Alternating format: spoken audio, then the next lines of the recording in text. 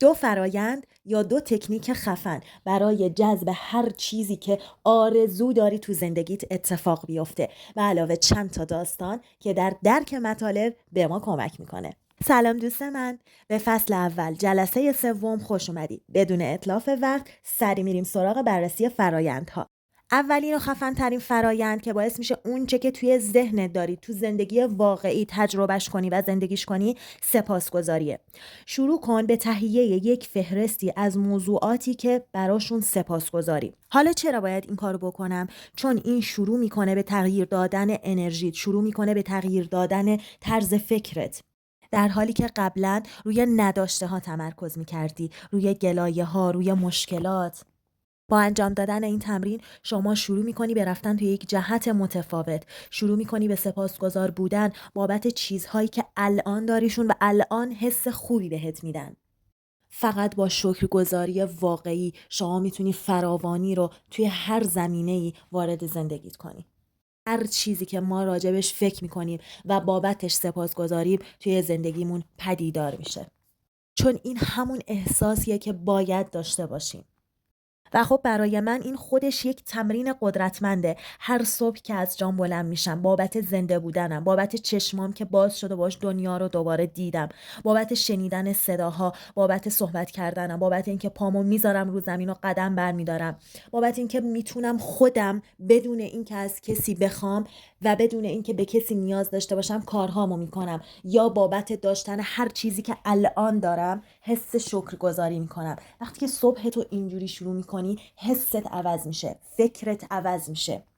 نکته جالب اینجاست، به محض اینکه شروع میکنی به حس متفاوت داشتن راجع به چیزهایی که الان داری، شروع میکنی به جذب کردن مقادیر خیلی بیشتری از چیزهای خوبی که دوستشون داری، از چیزهایی که میتونی با داشتنشون حس شکرگزاری بیشتری داشته باشی. پس آگاه باید باشیم. وقتی که الان توی مشکل هستیم، وقتی الان یک اتفاقی افتاده، نباید تمرکز کنیم روی اون اتفاق، صحبت کنیم، احساساتی بشیم، هی بهش فکر کنیم، چون عایدش برای ما اینه که توی این دور باطل میمونیم، گیر میافتیم، مگر اینکه حس و فکرمون رو عوض کنیم، جهتش رو، مسیرش رو تغییر بدیم. و حالا بریم سراغ فرایند دوم، فرایندی که زندگی رو باهاش میتونی زیر و رو کنی. چنان عظیم و خفنه که فقط باید امتحانش کنی و کنار فرایند اول میترکونن با هم. فرایند دوم تجسم کردنه. وقتی شما تجسم میکنی پس شما جسم میآفرینی. ادامه مطلب رو با یک داستان پیش میبریم که سازوکار ذهنمون دستمون بیاد چطوریه. تعدادی از قهرمانان المپیک رو آوردن و یک سری دستگاه‌های پیچیده و تجهیزات پیچیده‌ای بهشون وصل کردن و ازشون خواستن که رقابتشون رو فقط توی ذهنشون اجرا کنن. به طور باور نکردنی وقتی که مسابقه رو توی ذهنشون اجرا کردن، عیناً همون عضلات با همون ترتیب تحریک شدن که توی مسابقه انگار بود. خب چطور این اتفاق میفته؟ جواب چون که ذهن نمیتونه تشخیص بده که آیا شما واقعاً داری اون کارو میکنی یا فقط این یه تمرینه.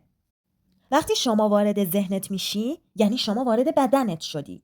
وقتی داری یک چیزی رو تجسم میکنی، وقتی یک چیزی رو توی ذهنت هی تصویر سازی میکنی و فقط روی نتیجه نهایی فوکوس میکنی و تمرکز میکنی، خواستتو داری خلق میکنی.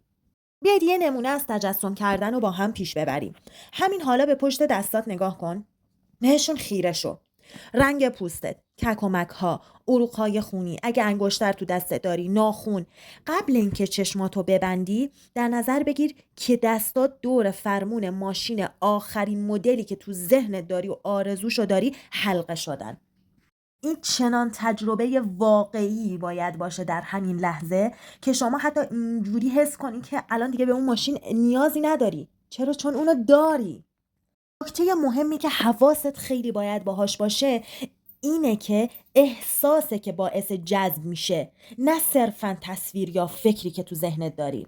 ببین این دوتا مسئله نباید با هم قاطی بشه. خیلی از مردم فکر میکنن که اگر فکر مثبت داشته باشن یا اگر فقط تجسم کنن این کافیه، اما این کارها رو ما انجام میدیم که به اون احساس برسیم، به اون عشق بیپایان، به اون لذت، حس کنیم که الان اون چیز رو داریم. حسه که باعث جذب میشه. تمرکز کردن روی چیزی که میخوایم، تجسم کردن باعث چی میشه؟ به مرور باعث این میشه که من اون حس رو در خودم ایجاد کنم. وقتی اون حس در من ایجاد شد، تمام، تیکش میخوره. پس این همون جاییه که راز واقعا وارد عمل میشه. پس خودت رو در فضای حسی داشتن اون مورد باید قرار بدی، نه اینکه آرزو دارم ای کاش میتونستم مثلا اون ماشین رو داشته باشم، یا من یه روزی این ماشین رو میگیرم. این حسه وابسته به فکر و 1 ساعت بعد از بین میره و باعث جذب نمیشه. و همینه دقیقا این نکته است که خیلی ها درکش نمیکنن و میگن راز کار نمیکنه، ولی افرادی که درکش کردن تونستن ازش استفاده کنن. حالا اون حس تو، اون نگرش درونی تو بدل میشه به یک درگاه گشوده شده که از طریق اون قدرت کائنات آغاز به بروز خواهد کرد. من نمیتوانم بگویم که این قدرت چیست. همه آنچه میدانم این است که آن وجود دارد. الکساندر گراهام بل. پس وظیفه ما نیست که چگونه را بیابیم. چگونه از بطن پایبندی و ایمان و درخواست جلوه‌گر خواهد شد. چگونه ها همیشه در حوزه کائناته. کائنات همیشه کوتاه‌ترین و روانترین و سریعترین و سازگارترین راه بین ما و آرزوهامون دارن. پس میسپریم به کائنات. پس همیشه باید از این جادو استفاده کنی. نباید یک رخدادی 1 مرتبه‌ای باشه. همیشه و هر روز مثل مردمی که جادو هر کجا که برن همراهشون هست، چون باهاش خو گرفتن. اشتباهی که اکثر مردم اینجا مرتکب میشن اینه که بعد از آگاه شدن از این مطالب انگیزه میگیرن، انرژی میگیرن، تصمیم میگیرن که زندگیشون رو تغییر بدن. شروع میکنن به انجام دادن تمرین ها، حس داشتن اون چیزی که توی ذهنشون هست، سپاسگزاری، تجسم کردن. هر روز این کارها رو انجام میدن و بعد از یک مدت کوتاه میبینه که ظاهر زندگیش هنوز مثل قبله و چیزی عوض نشده و اینجا دست از تمرین بر میداره و میگه این مهملات به نتیجه نمیرسه و زندگی رویاییش که در سطح نزدیک زندگی فعلیش داشت رشد میکرد متوقف میشه و تموم میشه. فرایند خلق تموم میشه. خب آقا، من یه داستان اینجا از خودم بگم.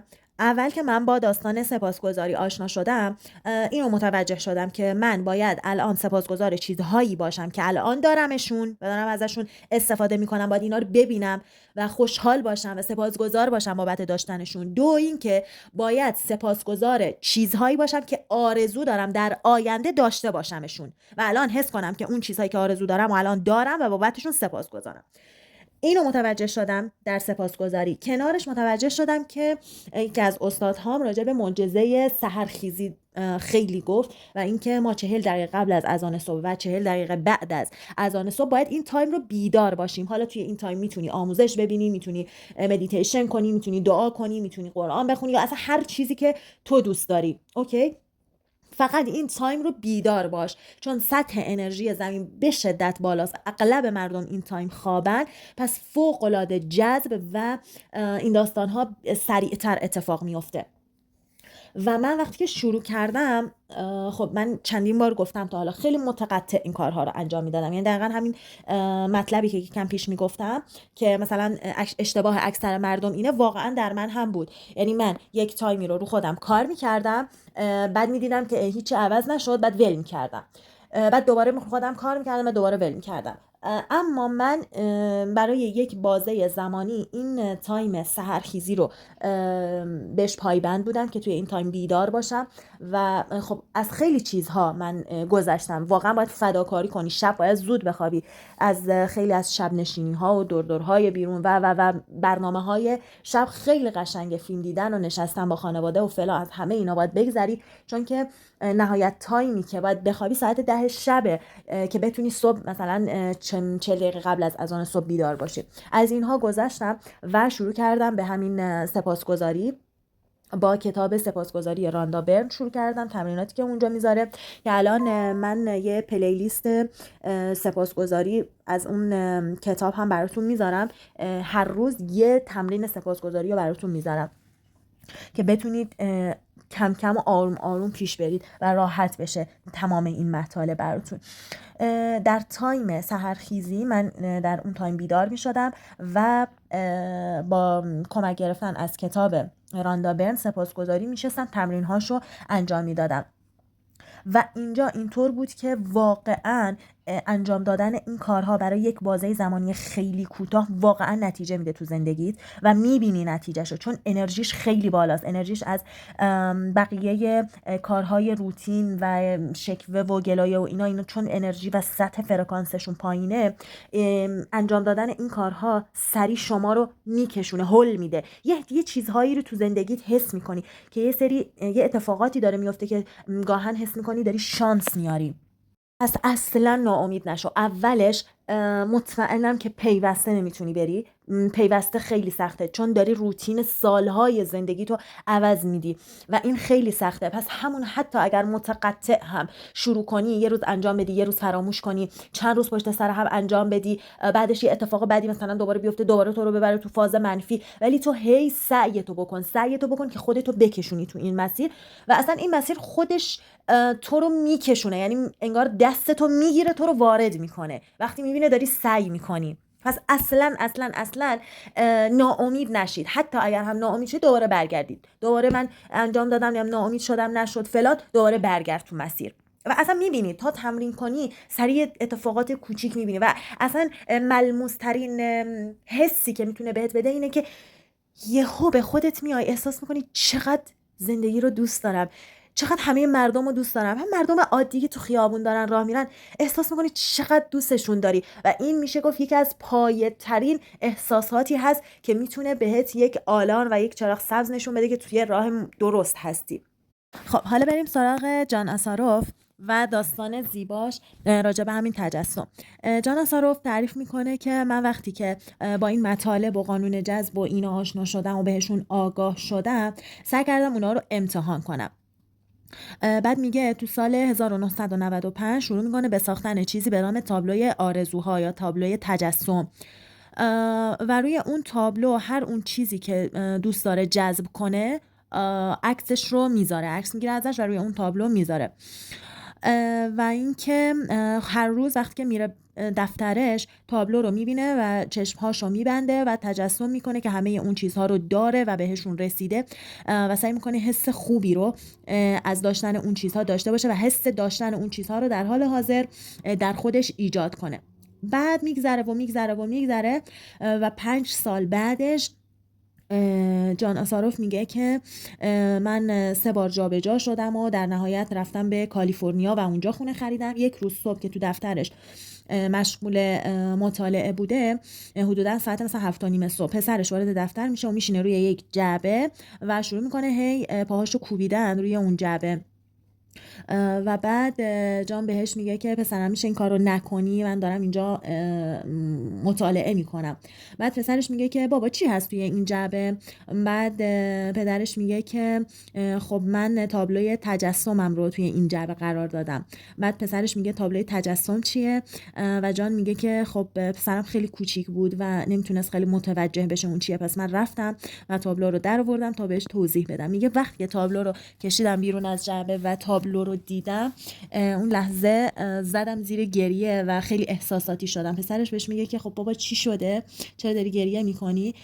جان میگه که من خیلی تحت تاثیر قرار گرفته بودم و انگار تازه متوجه شدم که قانون جذب چجوری کار میکنه و چجوری من این همه شرکت تأسیس کردم و خونه‌ای که روی این تابلو برای خودش، عکس خونه‌ای که روی این تابلو گذاشته بود و هی به مرور تصور میکرد رو خریده بود و الان توش داشتن زندگی میکردن.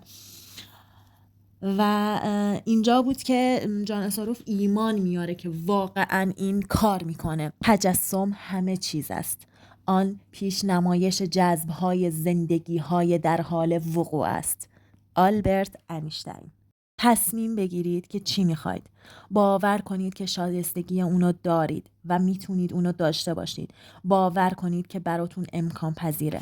باور کنید که لایق داشتن چیزهای بهتر هستید. هر روز صبح برای چند دقیقه چشماتون رو ببندید و تجسم داشتن اون خواسته رو و حس این که اون خواسته رو الان دارید در خودتون ایجاد کنید. بعد از تجسم بیایید بیرون و تمرکز کنید بر چیزهایی که الان دارید و بابتشون شکر گذارید و هر روز این کارها رو انجام بدید و ازشون لذت ببرید و بعد روزتون رو ادامه بدید و کارها رو بسپرید به کائنات. اعتماد داشته باشید که کائنات راه حل پدیدار شدن اونها رو خواهد یافت. جلسه آینده به راز کشف پول میپردازیم و داستان افرادی که استفاده کردن از این تکنیک ها و باهاش ثروت های فوق‌العاده و هنگفتی وارد زندگیشون کردن. منتظر کامنت هاتون هستم. کامنت هاتون به من خیلی جهت میده و در پایان شاد و سالم باشید.